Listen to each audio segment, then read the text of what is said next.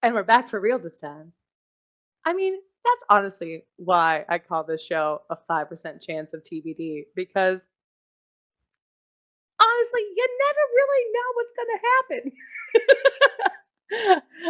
happen. Hello, everybody. Welcome again to tonight's little talk show that we have to meet the cast of our lovely Threadbare game in collaboration with the QueerXP. Tonight, I have four of our lovely players that you will see in 2 weeks once we start the campaign, and also Eric, the lovely founder of the QueerXP. So we're just gonna sit down and talk tonight about the game, about your channel, about all of the things that are wonderful in this space as we get ready to dive into this collaboration. Also, fun fact, I'm DMing, which is a very fun thing to have. It's a very odd thing to have, but I'm super excited. Um, Everyone here at this table has been wonderful, and the chaos will definitely uh, come to light. But before we start, I want everyone to do introductions. Again, I'm Erica Jean. I'm one of the producers here over at 5% Chance. And my personal socials, of course, are always Colin a Cleric 315 or 15, depending on what set you use, aka Twitter. Uh, but I'm going to actually pop this over to Eric, who is the lovely founder of the QueerXP. So please introduce yourself and also give us a little bit about the QueerXP before we jump into the players. So hi, and apologies again for my computer deciding to blue screen of death at the live moment. My name is Eric. I use he, they pronouns, and I am the founder and I guess producer of the QueerXP. It is a mostly actual play tabletop RPG podcast. Historically, have done a lot of one shots of indie games. We're getting ready to head into our third season in September, where we're going to be doing a month of a mini campaign, and then we'll do a month of small one shots so we can kind of highlight a lot of games, but also have some longer story arcs. So we'll be starting off this season with Moonlight on Roseville Beach, which is a queer disco cosmic horror inspired game taking place in 1979. So super pumped for that and super pumped to be here. Wonderful. Oh, we're so excited to be here with you as well. So we're going to jump over to some of the players that we have who are part of the QueerXP community, who have played in podcasts before, and a familiar face over here on 5% Chance. So with that familiar face, I will start with DJ, and then we can popcorn it around the table. So, my darling. Hey y'all, my name is DJ. I use he, him pronouns.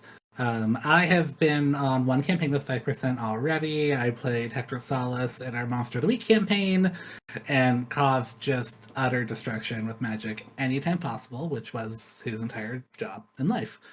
I am also on the leadership team for the QueerXP, so I got to convince Eric that this was an exciting opportunity and time, and then promptly said, I'm also playing. Hi. Besides that, yeah, I've done a couple of things with QueerXP, stuff with 5%. You can find me on socials pretty easily. Be prepared for snark, gay, and game stuff, which is all I typically do.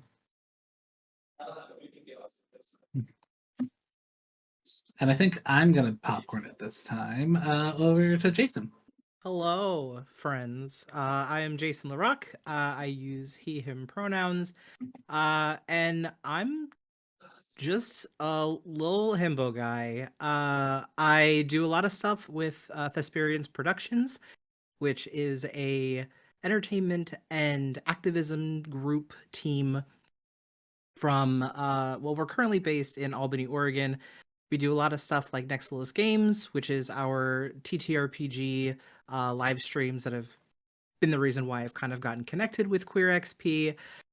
We do a lot of podcasting like Jar of Rebuke, the Queer Thesperience, We're working on some zines, some artwork. We're working on kind of branching out and doing a little bit more with local live events at the Albany Public Library and the Corvallis Community Center. Basically, just whatever we can get our hands on, we try and do it. So that's kind of one of the reasons why I'm here. I'm very excited for the chaos after talking with everybody on Sunday, and you guys as well as us, we're in for a hell of a time.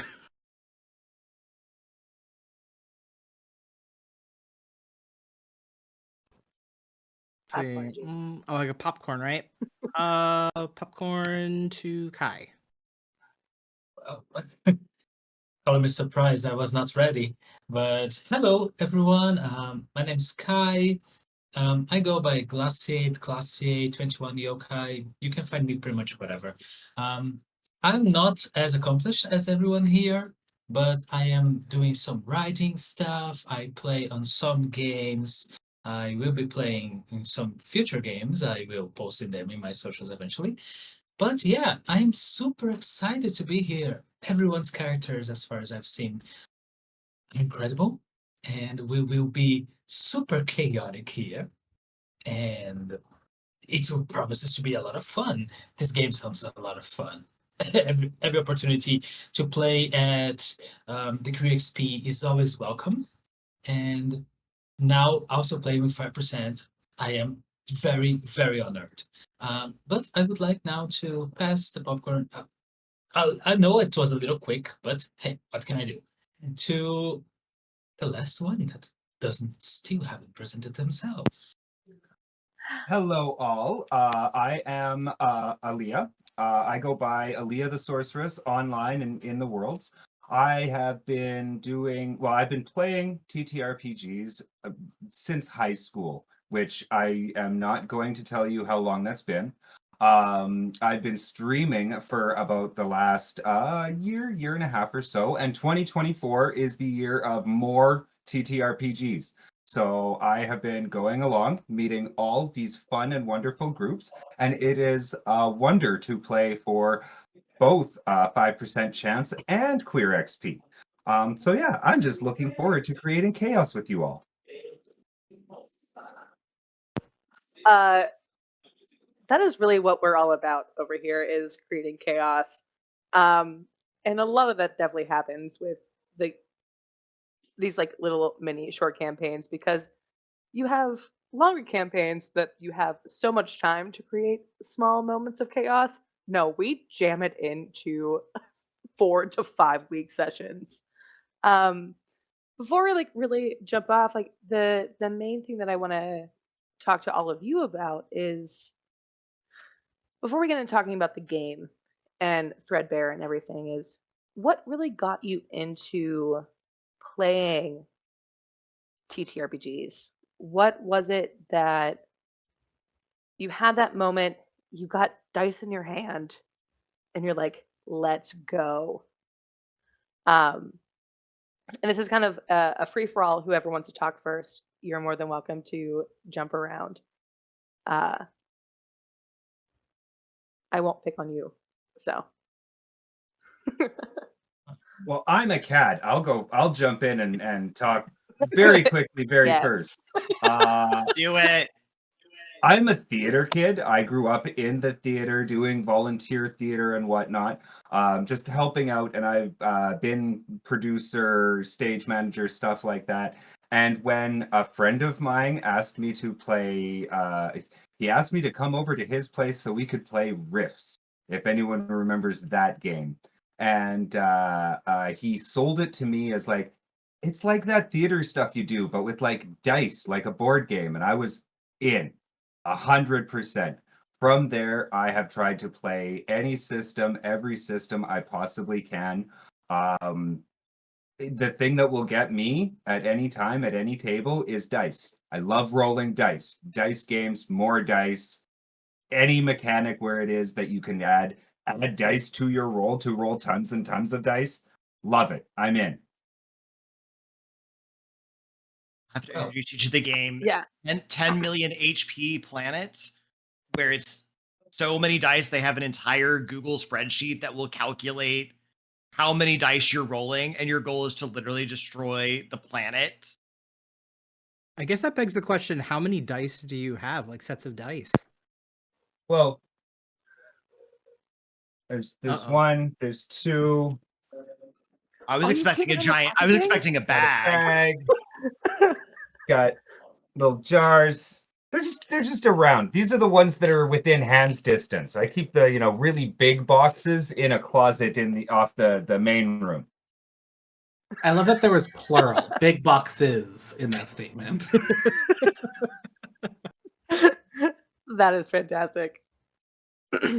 Listen, Yeah, some I think people collect cars or action figures, anything like that. I like the bones. yeah. It's just the noise they make is it's so soothing. Or So taking nice. into the chains of the thing. Yes. Uh, Well, let me go second then. I started playing middle school. I will take Alia's lead and not tell you how long that was. Because a teacher actually came to class and said, "Hey, let's have fun playing something." And I was instantly hooked. I started playing and very quickly started GMing because no one else wanted to GM and fell into my lap. And I embraced it. I played it for a long time, many different types of campaigns. And I think the thing that drove me the most, that really grabbed me, was the possibility of bullshitting. And I'm not joking. It's really, really important, especially if you're a game master, to bullshit as much as possible every type of every situation, especially the things your player does, because you're not ready. No one is ever ready. So I get to bullshit a lot, and that's the biggest fun. Like you don't know what the game is going, neither am I going to know up until the point it goes there. So yeah, improvising stuff really drove me in and been playing for a long, long time.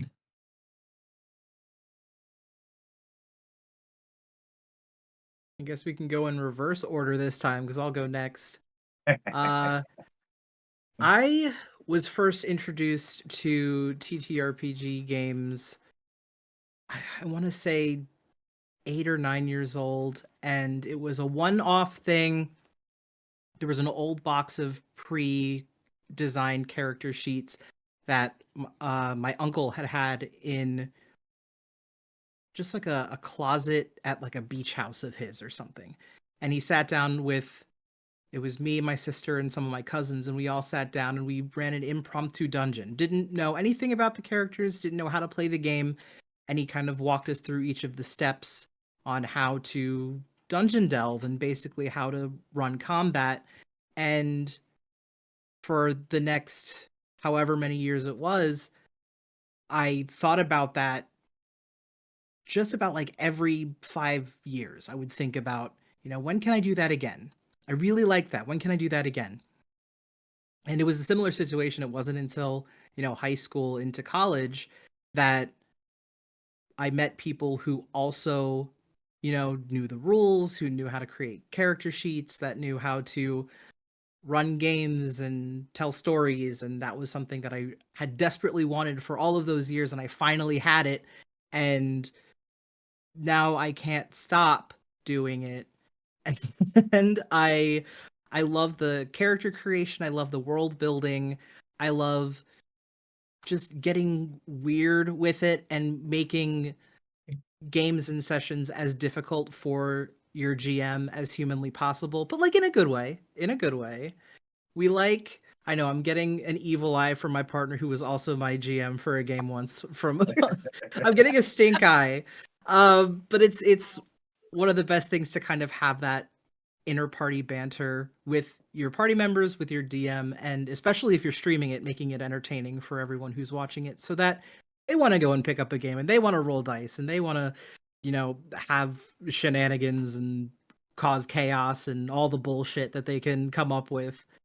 I think that's what I enjoy the most about this journey through TTRPGs. It's just how many people can you get to sit down at a table and tell stories with you.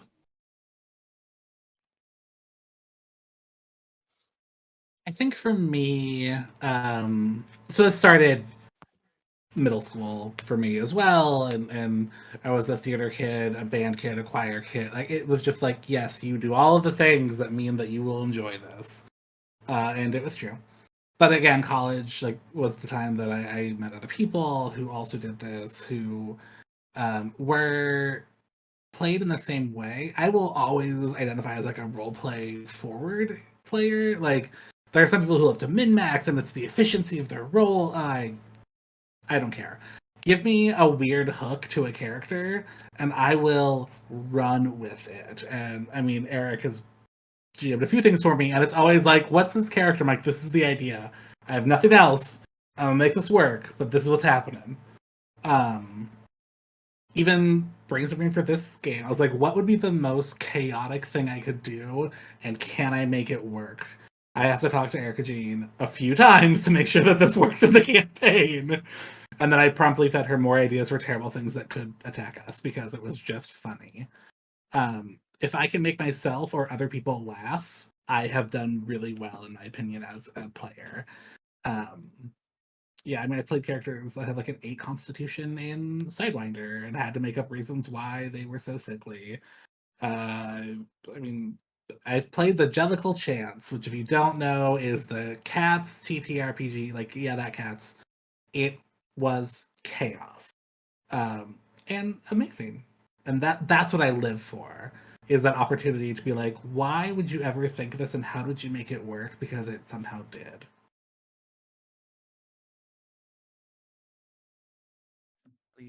That leaves me. So I started a little bit later than everybody else, it seems, when it comes to tabletop games. I didn't play my first TTRPG until I was out of college, out of grad school. I moved to Boston, and we were talking about this as we were kind of getting ready for the show. Like my one really good friend that introduced me to D&D was my very first DM. I started on D&D 4th edition, which for anybody, yep, there it is. There's the face that everybody makes. I played D&D 4th edition, and I came back. Wow, that's rare. And That's a spider. I say we played it, but like that group, we got through a couple sessions, I think maybe 2 or 3, and then the actual big bad evil of all games scheduling wrecked havoc. But from there, I think the next thing that I actually played is a game that I've run for the pod now twice, which is called Slasher Flick. It's a horror slasher tabletop RPG, and it's wacky, and it's rules light, and it's easy to pick up and teach people. And that was kind of how I started on the GM side, because I am a forever GM. Like there's no way I try and split it. I am behind the table. I'm behind the board, running everything. But I enjoy that. Like I do love getting to play every once in a while. But I think it's telling the stories. It's being there when people like Jason and Kai do things that are wild, and you're like, thank you, let me pivot really quickly. And then I mean, DJ is just a constant force of chaos, so I know that that's coming from there. But like living, like the number of sessions I've run where it's like I have my initial plan, and then 5 minutes in, that entire plan has been thrown out the window, and we're gonna do whatever we do. It's just a lot of fun, and it's a lot of fun to play a lot of different systems. That's probably why I love GMing, is because I then learn it and have to bring it to other people, and people are more apt to play if you're the one that knows all the rules. So yeah, so it's been a little while. I think it's been about 15 years that I've been doing tabletop stuff. So yeah. Well, I'm the most newbie then. uh, yeah, no, I mean, like, so also a theater kid. Uh, and in college, like, I fell in love with like new plays, being like the first to do something. Uh, and then out of college, like, kind of had that, like, I'm the struggling artist, but had no outlet for it, uh, and found D&D and loved it, and then found this wonderful space where I can do all of the things that I wanted to do theater wise, where it's like, oh yeah, I'm not producing a new play, but I am producing a new story. Uh, and seeing the collaboration between players and GM and a rule book that is a guide, but not always inherent, uh, is what I really enjoy about this space. I think I've said pretty much to all of you is that, yeah, the rules are there. I might change them. I was like, I understand how this works, but we all flavor it a different way.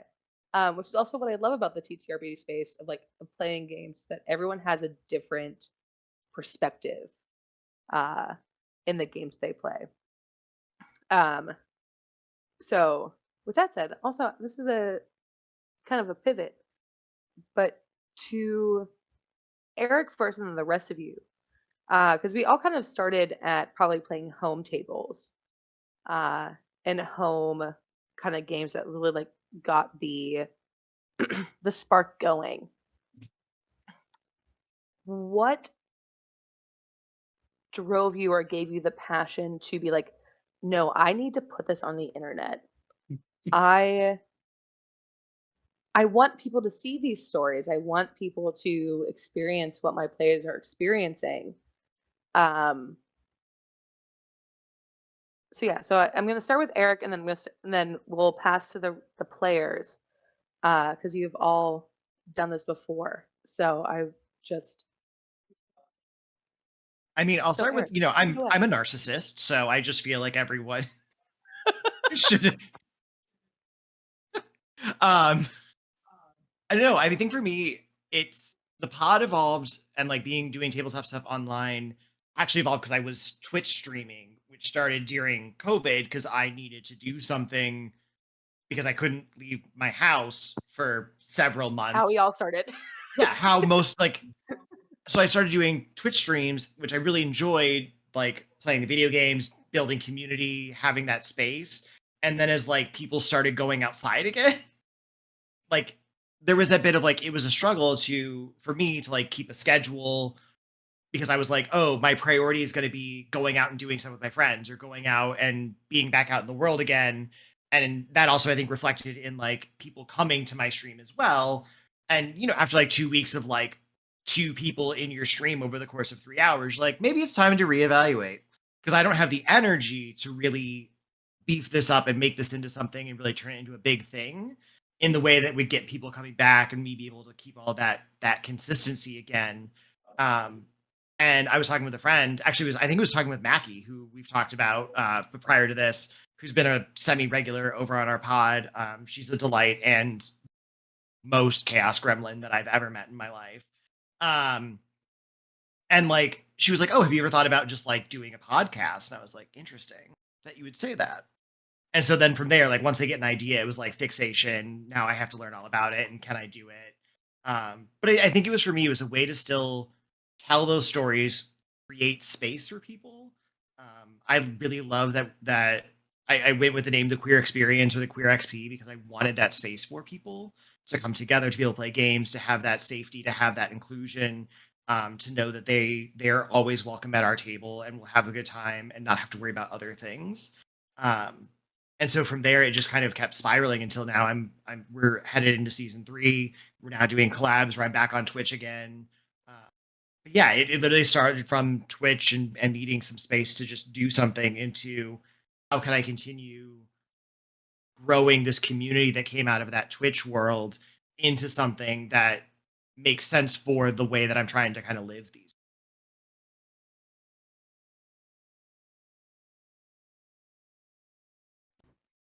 So players, my lovely cast,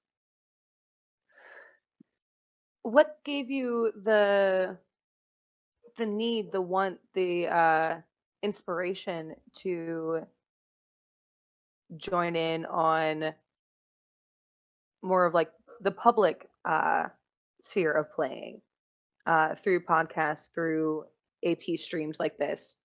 And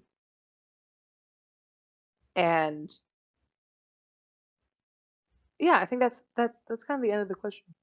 Because I guess the explanation of the question is like everyone's experience, and like there's so many things to be facilitated out into the world. And I kind of just like want to know like what gave you like the inkling to, hey, let's do this. Let's take the sitting around a table with cheap drinks and a bag of chips uh, to wanting to share your stories through fantasy and other characters. I'll start. Okay. Funnily enough, it was playing. I with time I developed a lot of friends in regards to tabletop RPGs and stuff like that. And they always said, "Oh, have you watched X show, Y show? They play tabletop games there." And I said, "No, I don't have time." And then there was a time that I said, "You know what? Let me try and watch one of them." And I loved it. I loved how they sometimes not high production, but it always sold me into the stories. I always believed what the players were saying, what the storytellers were giving. And I said, that's not that different from what we do in the table. And if it inspired me so much, if it made me have so much fun sympathizing with these characters, with these stories, why couldn't I do the same? So I tried to go to the first place that would accept me and go, "Hey, I want to play on stream. It would be fun."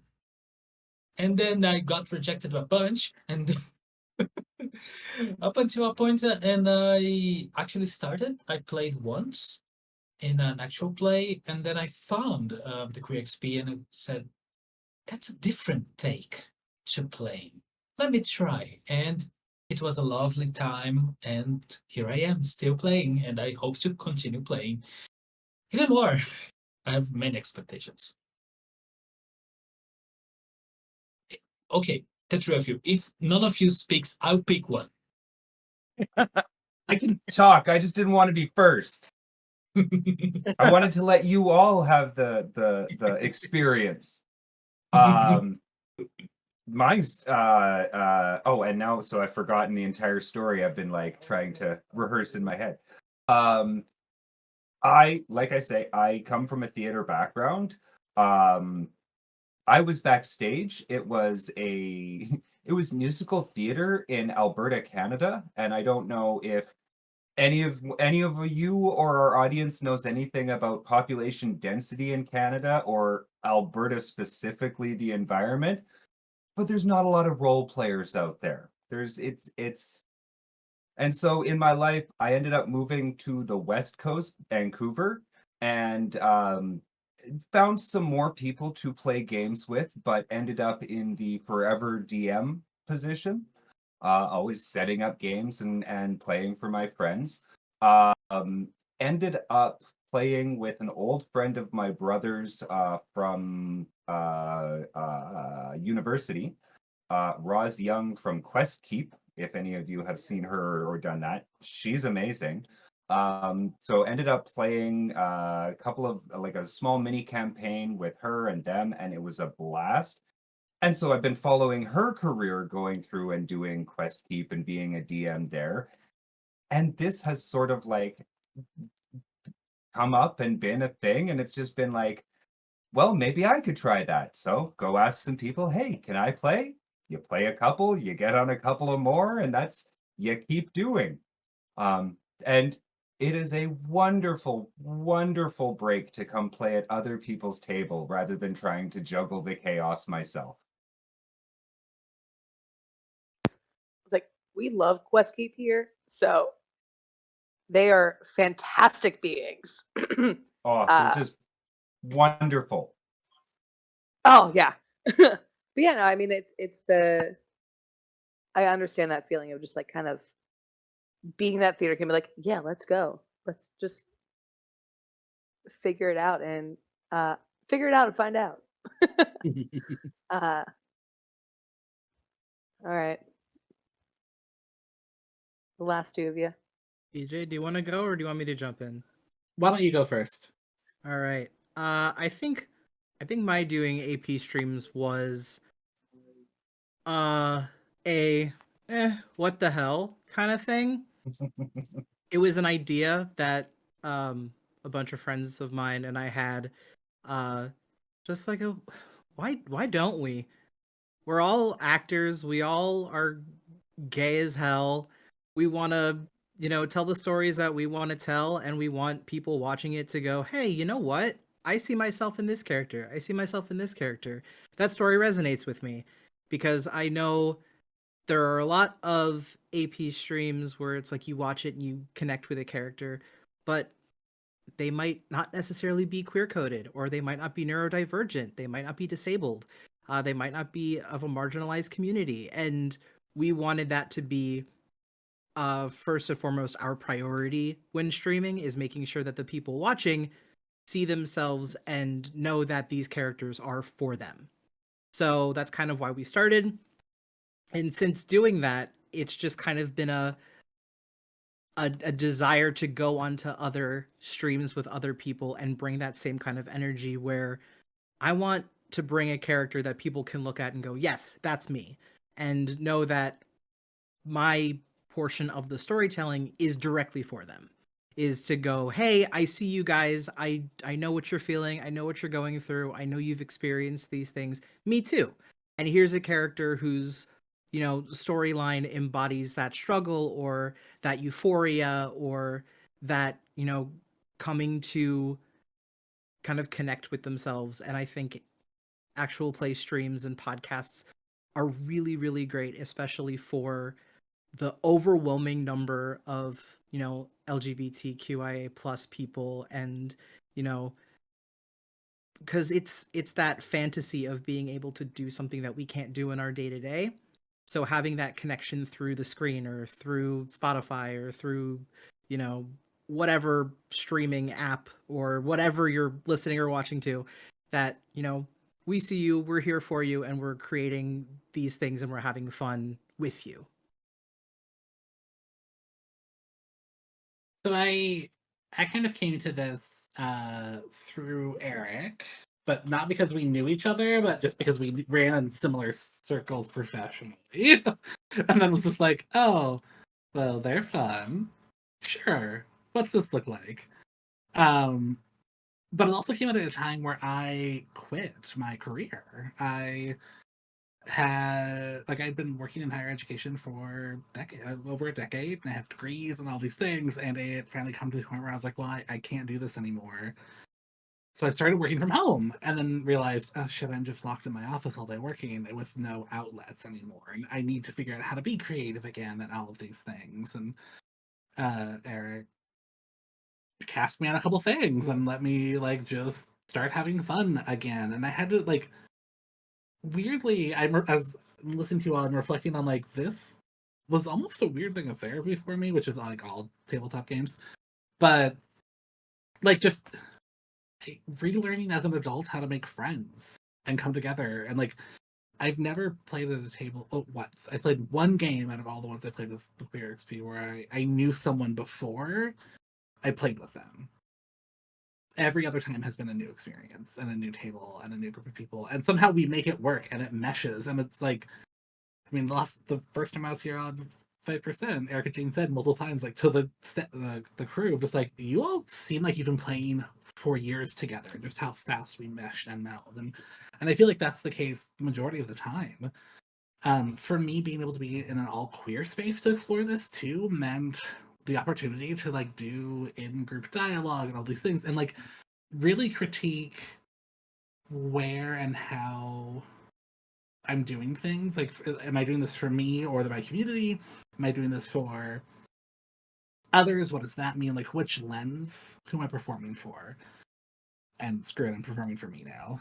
And I've been able to play spaces and character, like I've played 2 characters that were explicitly larger bodied, like gay men, which I am, but that were high seduction, like femme fatale, like to like really secure themselves in their bodies, in their life, and really proud of it, which is something that I'm not. And so like getting to like tap into like what does that look like, feel like, how can I play, and then like bring in. When I was on 5% like a few months ago, that was the first explicitly Latinx character I'd ever played. And I am mixed race Latinx. So like it was very interesting to see the ways these biases had come in that didn't let me think I could do this authentically. And to say, like, well, screw it, I'm going to anyway. And that's getting involved with 5% was a happenstance, and I shot a shot. I'd been doing a lot with the QueerXP and like really enjoying the podcast format. And I'm like, well, while I love one shots, I really like longer, like not like super long, but just longer form games, get depth differently, how to tell stories differently. And so when there was a call to join a team here to do a shorter campaign, but like really like focused on experiences within like BIPOC communities, I was like, this is my jam. And y'all took a shot. And I had an amazing time. And then also like stepping into a leadership role with Eric, that mostly happened because I was like, you caught me when I didn't have a full-time job, and so I had time and was bored, and I hyperfixate too. So I was like, hey, what about this? What about this? When you're tired of me, tell me to stop talking. And he's just like, no, continue. How about this? I'll just give you responsibility. And I was like, perfect, yay.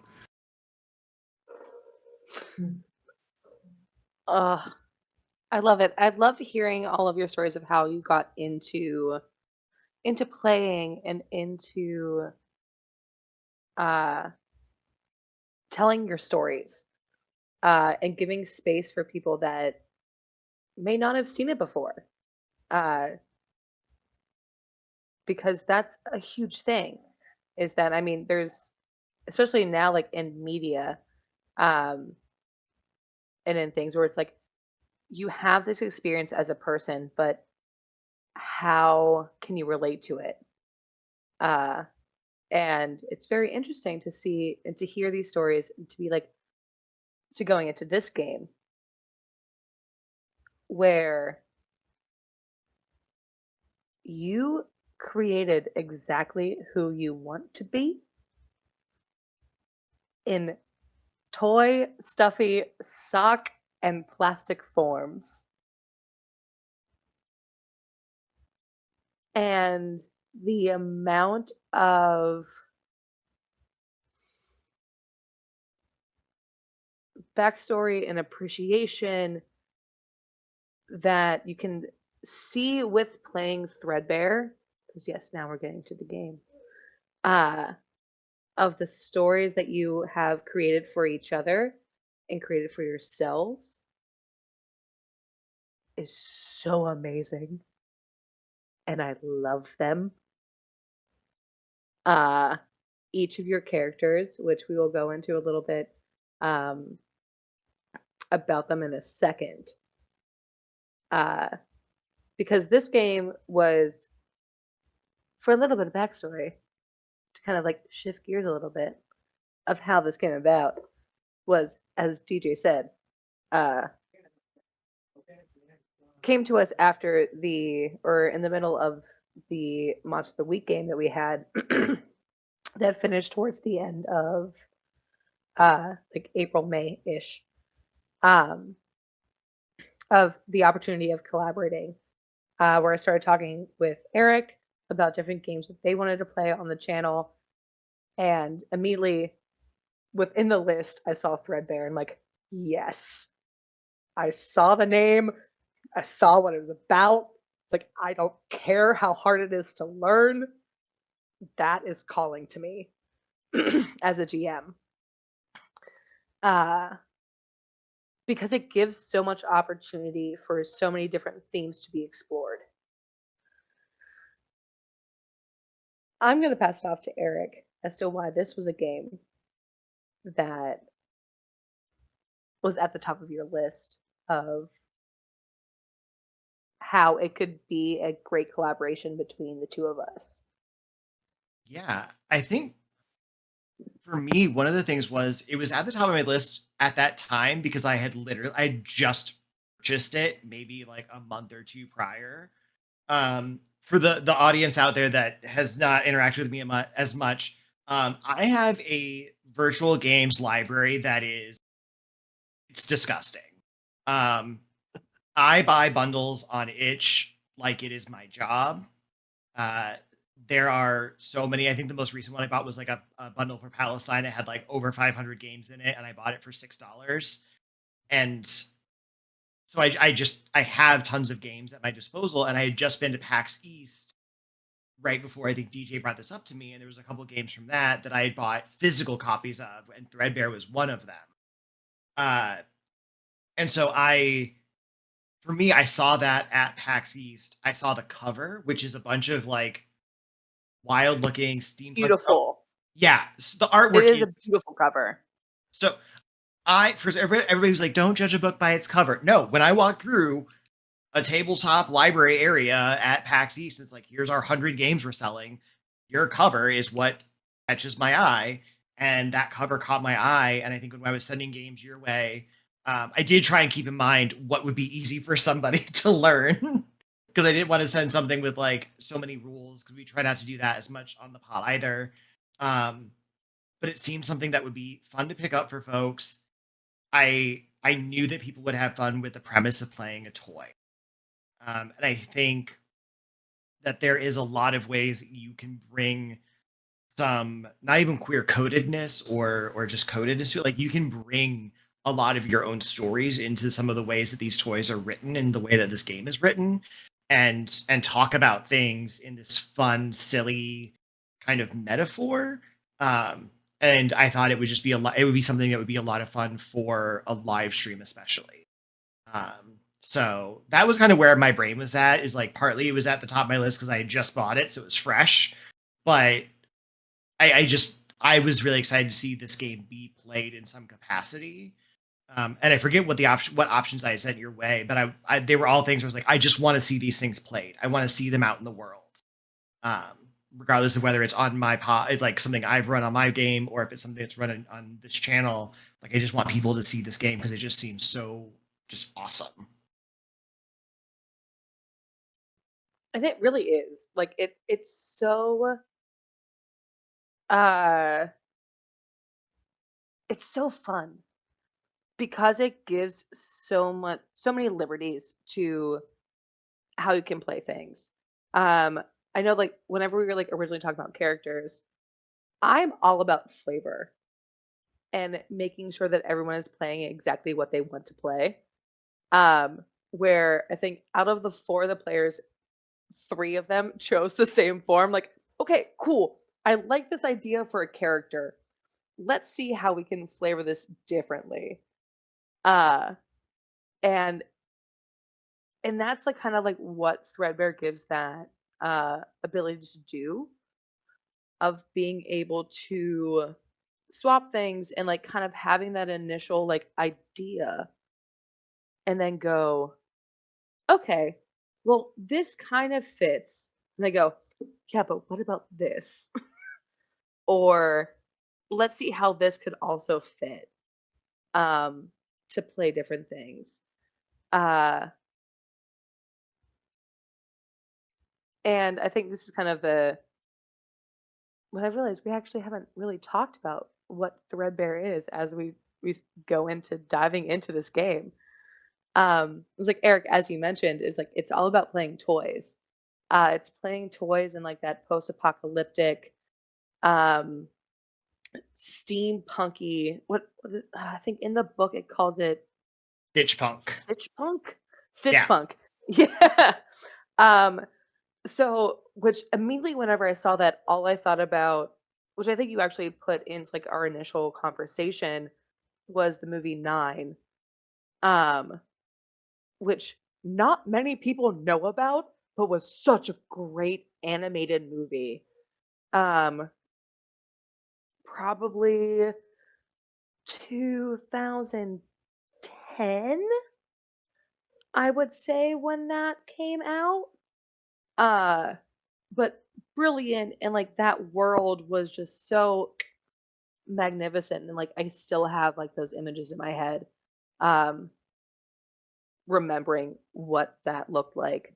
Um, like the video game, oh god, it's escaping me. Was it Big World 9?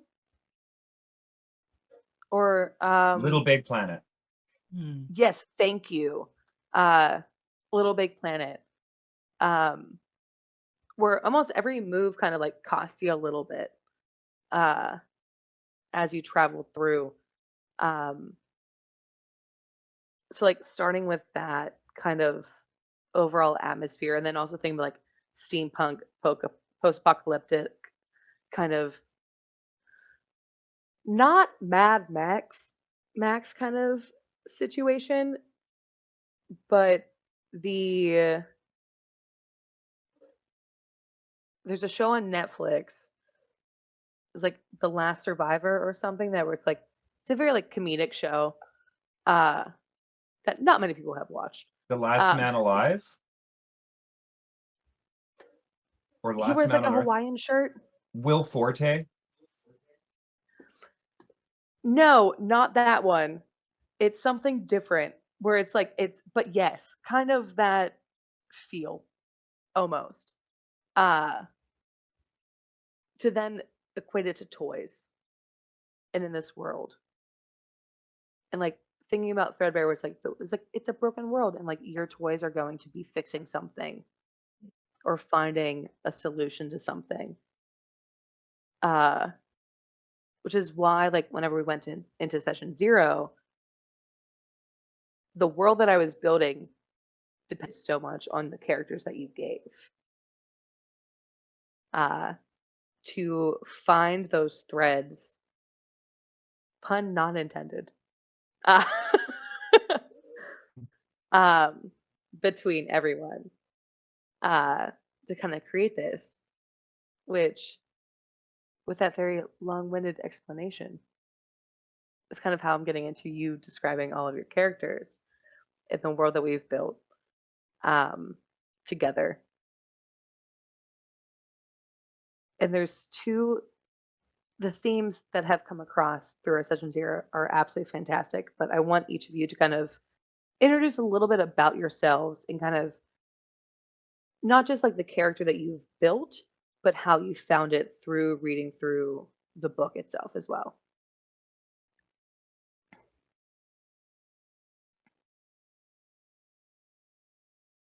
I'll go last. Y'all fight amongst yourselves. I'm finished this one. And this one, I'm Fine. not going because I don't have a character. So Fine, I'll go. I'll go. I'll do go. it, Jason. Do it. Ah, There we go. So one of the things that I pulled out from the book that really kind of got the creative gears turning is kind of imbuing the idea of survival into a character. And I don't normally play very serious characters, and before anyone says anything, this character will not be serious. But their convictions are more serious.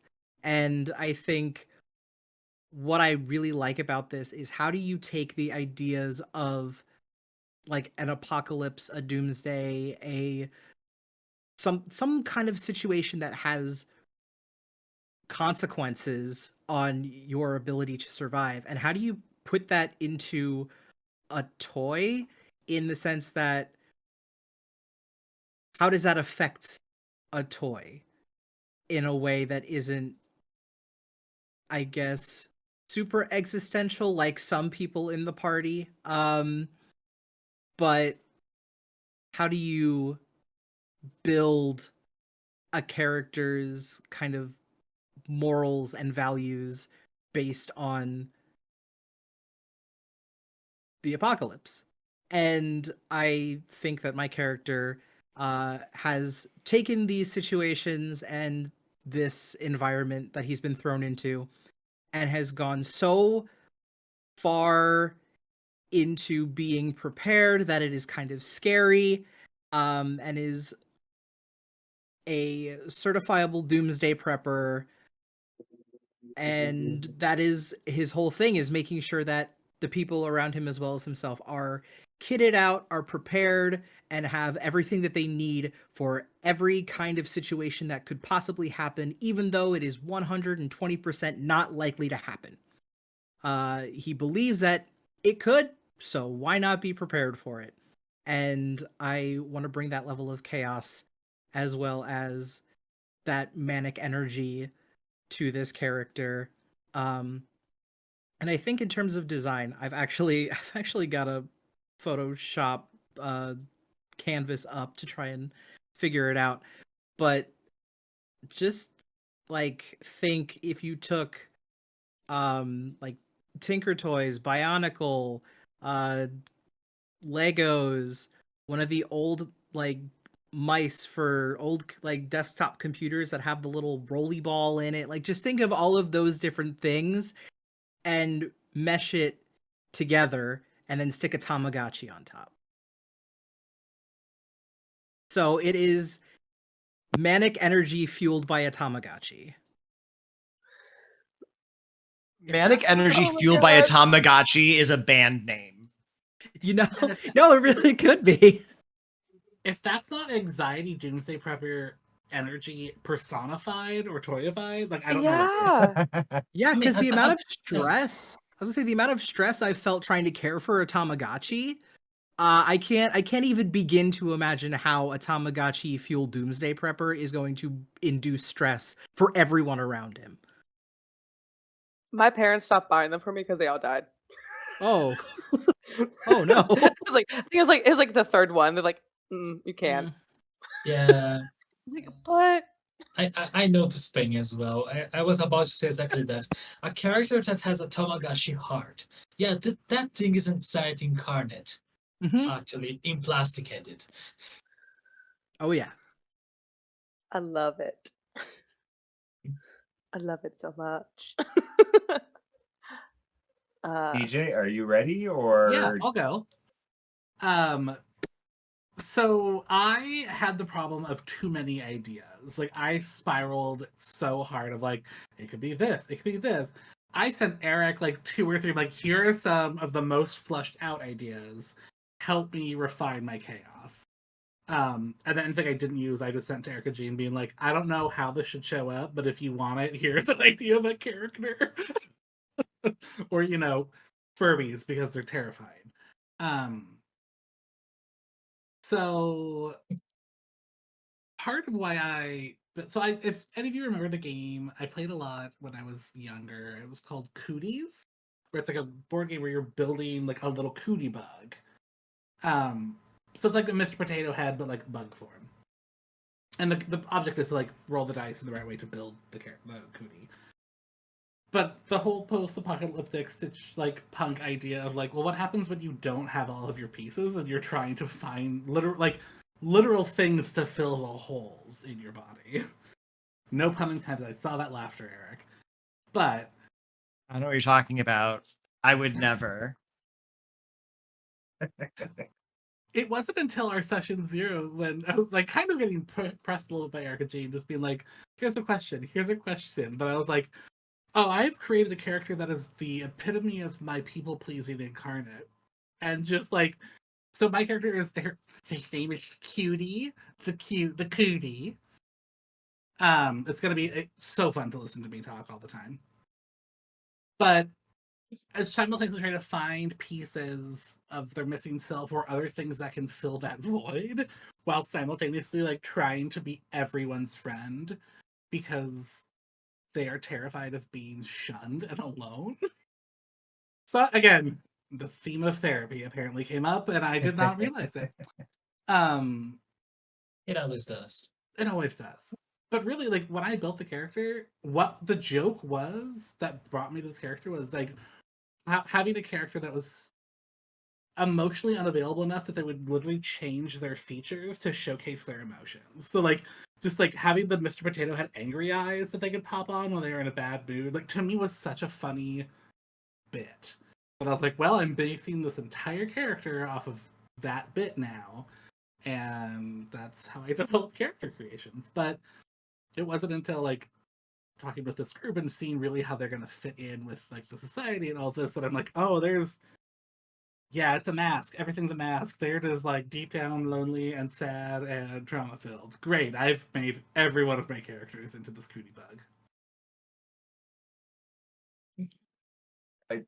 It's what we all do. Well, I guess that brings it to me. Um, I am okay. Well, my toys when I was a child always sketched towards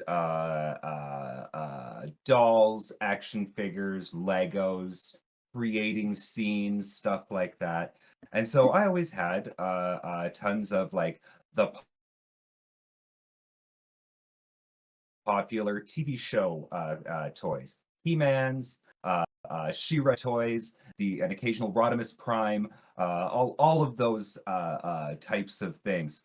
And I will say one of my favorite characters in all of fiction right now is Talin, the Vulcan science officer on Lower Decks. She is amazing. She is my heart and my soul and speaks directly to me. So I decided to focus my character on, well, what if Lower Decks had those toys out in the 1970s and they were those like solid plastic, like possibly made with lead type action dolls? And how would that character interact with all of these other toys? Settling on the fact that logically, she's not a toy.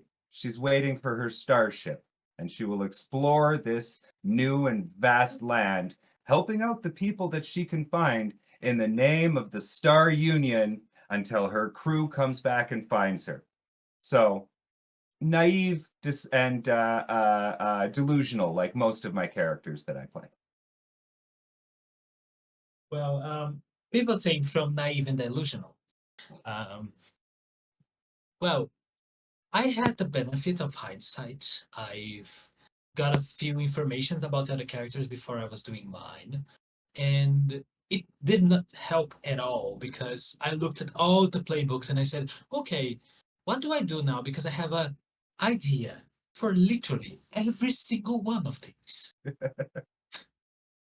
But then, after a few readings, one phrase catched my eyes was when I was looking at the socks, and I looked at one of the socks that they could have as a part a political agenda.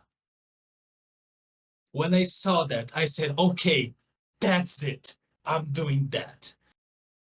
But how could I turn that into something interesting and not preachy? And said, well, it's funny when you have someone preach about something they know fuck all about. So that's how I came into my character. He is called Duke Dean Sir Lord, the Sock, the first. He is not very sure about surnames. He probably is going to change surnames in the middle of the game. I don't know. The thing is, he was a sock. He looked at one thing and said, hey, maybe monarchy is really cool. Let me be a monarchist. And I will make everything I have about monarchy. Has he ever studied about monarchy? No. Does he know what a king does? No. He has any idea? He likes the clothing. He thinks it's cool. And so now talking metatextually, why I chose this character. As I said, I had the hindsight of the other characters, how they were going to be developed, and the themes they would most likely approached. And one thing that I noticed that kind of not that it lacked, but wasn't focused hard enough is okay, we have someone who survives. We have someone who thrives. We have someone who pleases. We don't have someone who lives. someone who's trying to enjoy the existence they have and make it nice and cool for everyone around them. And so that's the idea of my character. He's going to be flamboyant, he's going to be out and about, he's going to be preaching, he's going to be throwing glitter at everyone that looks at him, because he thinks that monarchy in his weird sock way that does not get it at all is a cool thing. So why not share it with others? Why not have others have fun, as much fun as I am having? So that's the main draw of my character. Why is your character giving me Ken doll learning about patriarchy? Being like, I love patriarchy. This is so great. I will not confirm nor deny any references. That's so good. Also, just say in Like- the chat, we don't have someone who lives, and I'm like, I was not coming here for more mirrors or therapy, but also I now have feelings. Thank you. Oh my god. This group is gonna go in every direction. I don't Oh, I don't know how y'all are gonna pull yourselves together. Because there will be conflict. There will be an inciting incident that makes everyone work together to achieve a goal. And that's also been like my fun part about being the GM of this is hearing all of these characters that like work weirdly so well together. But also their divide in um like in like how they view the world, where it's like you have QT and you have Duke who just in a way love life but also like want all of the things to make themselves beautiful. And then you have Scotch and Tren who are information driven and survival driven, that like the blend between the four of you is absolutely phenomenal. And none of y'all talked to each other before you created your characters. We were all so in tune, we all picked the same character until you told us that we should change. Very true. I think one thing that we haven't mentioned before is that before we started this, the only like this collaboration, the only key tie to everyone was Eric. You all hadn't played together in a room. You had all just been a part of this amazing community and saw an opportunity to come together and be like, yes, this is the story that I want to dive into. And the one thing that I will mention about Powered by the Apocalypse games and Threadbare in general is it's so different from other TTRPGs where, yeah, there's kind of a narrative, but really what we're exploring together is the like themes. It is thematic. Uh, it is a story that's mostly yours. I'm here to just show you in the map where you need to turn in a way. But the themes that all of you have created through your character exploration and talking with each other, the ideas of community and the ideas of self expression and the ideas that we all just want to live life regardless of our circumstances. We are people, we are toys, we are all of these things and deserve to have the opportunity to grow and build. And it shows so much with what you've already done. And honestly, that's kind of the themes that we will be exploring through this. Uh, and I'm really excited for this game. I think I'm excited to see where we go, what we do, and it's gonna be a lot of fun. Y'all are gonna throw some curveballs at me. Hmm. Oh yes. Eric, I thank you so much for handing over your Chaos Gremlins. I say that now. I'll talk to you in 6 weeks. uh, No, I would but not have it's gonna sent be a you people blast. that I didn't think would be chaos, but also just wonderful people and wonderful partners for Yeah. you and wonderful players for you. So I can't wait. Um, as we have like introduced each other, is there anything else that you want to talk about game wise, yourself wise? We're kind of at like the tail end of this lovely talk show. As I said, it's only going to be an hour and a half, and we're closely approaching. Uh, so, any final words before we sign off for the evening? I guess if you could describe what you're going to throw at us in 3 words.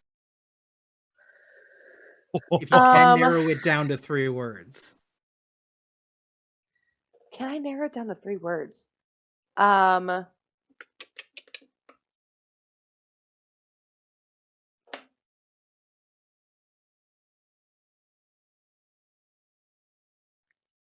it's a stupid one, but adventure, surprise,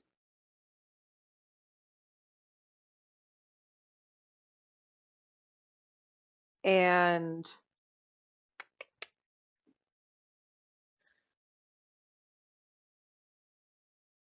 worry.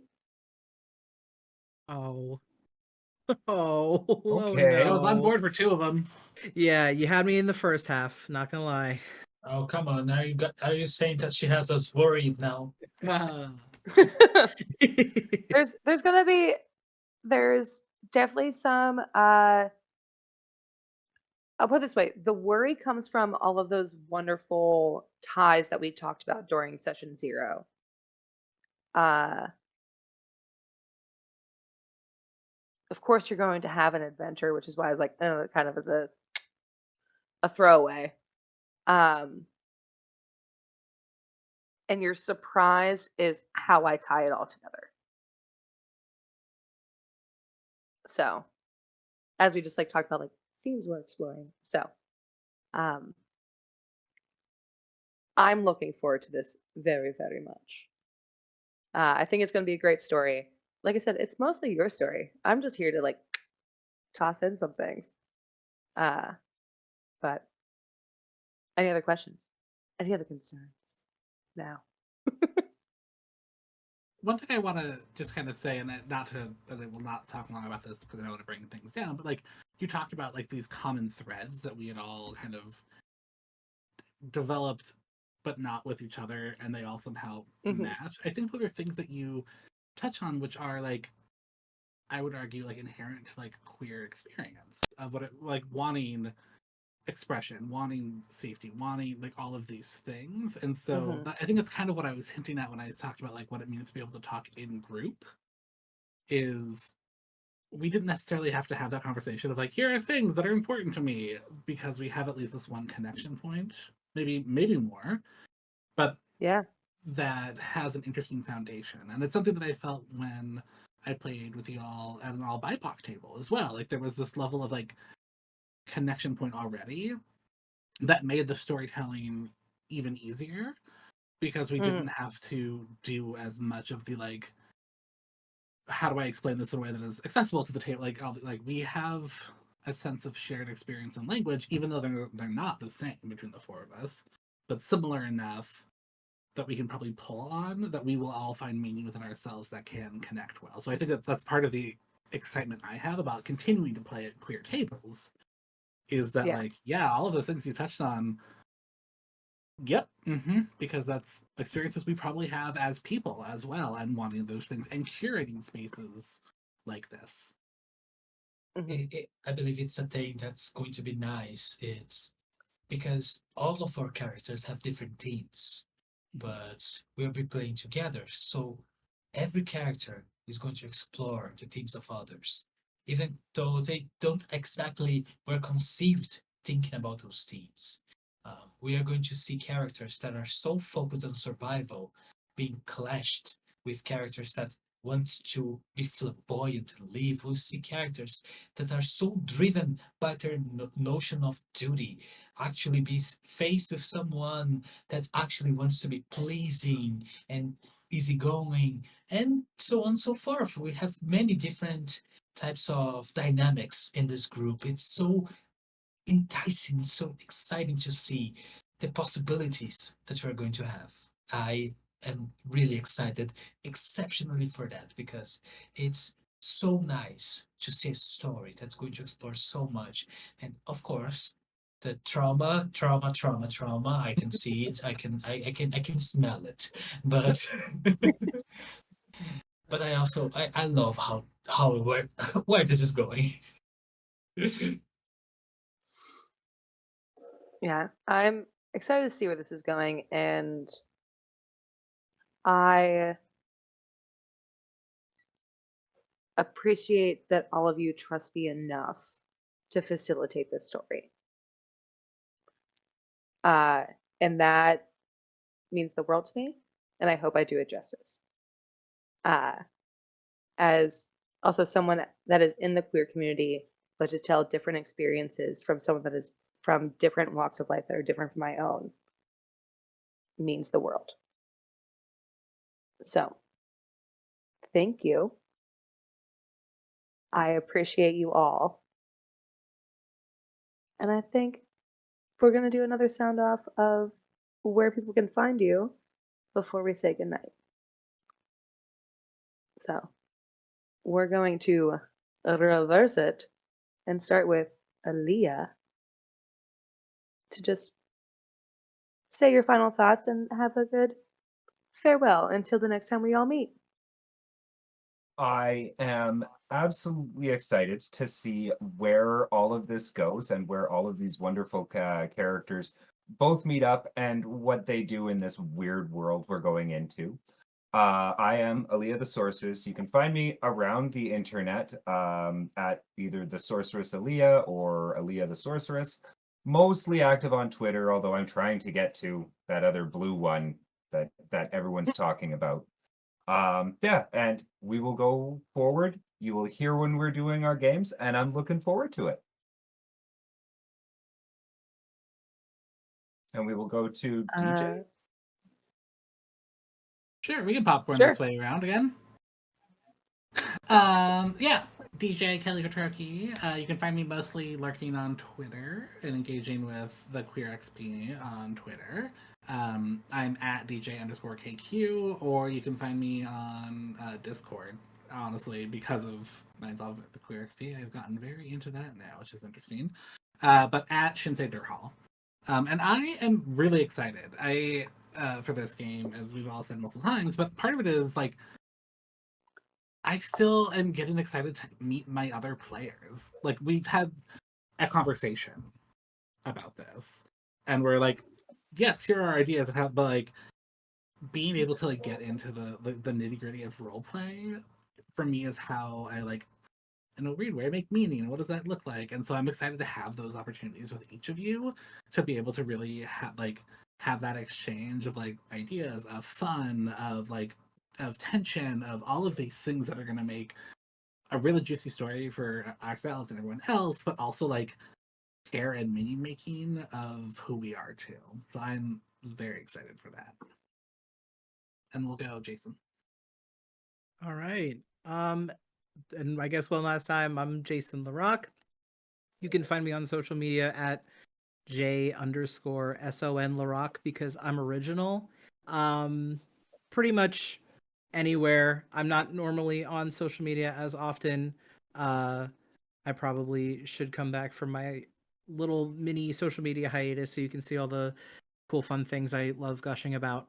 Um, I'm very stoked to have in character conversations with all of you and to see where the wild ride takes us because knowing what we discussed at our first meeting and what we've kind of discussed a little bit tonight, we're in for every emotion on the scale. Like I feel we're going to have, you know, really touching moments. I feel there's going to be chaos. I feel there's going to be humor. There's going to be tension. There's going to be, you know, thrill and anxiety and stress and euphoria. And I think I don't know how we're going to fit it all into what is it, 6 weeks? I have no idea how we're going to do that.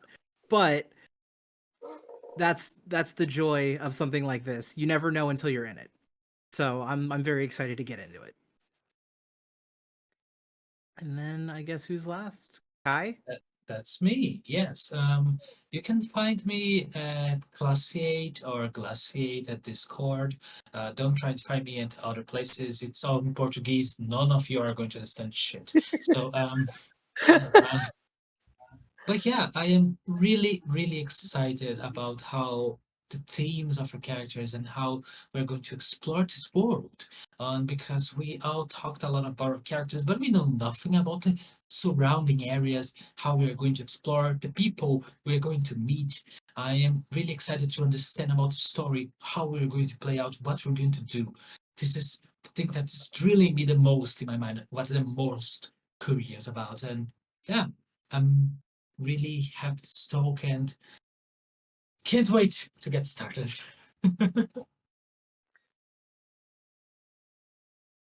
And then you can Next. find, then you can find the QueerXP at the QueerXP on Twitter, Instagram, Facebook, Blue Sky. I've managed to have brand consistency, which is really nice. Um, and from there, you can find me if you want to find my personal socials. Our Discord is a great space if people are ever looking to join and find some other queer gamers and do stuff. We do play games off pod, like just for fun, in there, which is always nice to just have some fun. And I will say, as somebody who's had the fortunate experience to GM each of these 4 humans that are here that are going to be playing for you, Erica Jean, I'm excited to see 4 very different players playing in this world. And I'm excited because I have the privilege of being able to know how each of them are and what they're going to bring you. And so that's, I don't know, it's always fun when you get to see people kind of coming together and coming together to game, and especially again from our little community being able to come out and do something on our first live stream as a QueerXP. I know. I'm so excited, and thank you so much for trusting us to do this. Uh, I cannot wait. So, all of these lovely people who you're seeing here, we will be back on July 11th for our first session. So, 2 weeks from now, we will dive in to the world of Threadbare. Title of stream and campaign, also TBD. Uh, I'm figuring it out. um, as always, I am Erica Jean. I, of course, will be the GM for this lovely game, and the wonderful producers, one of the wonderful producers over here at 5% Chance. My socials, if you want to follow me personally, is Colin a Cleric 315 or 15, depending. Um, I love each and every one of you, and I cannot wait to see the stories that we all create together. Uh, and of course, until next time. All right, guys, it's always a chance of TBD, I guess. Good night, everybody. Good night.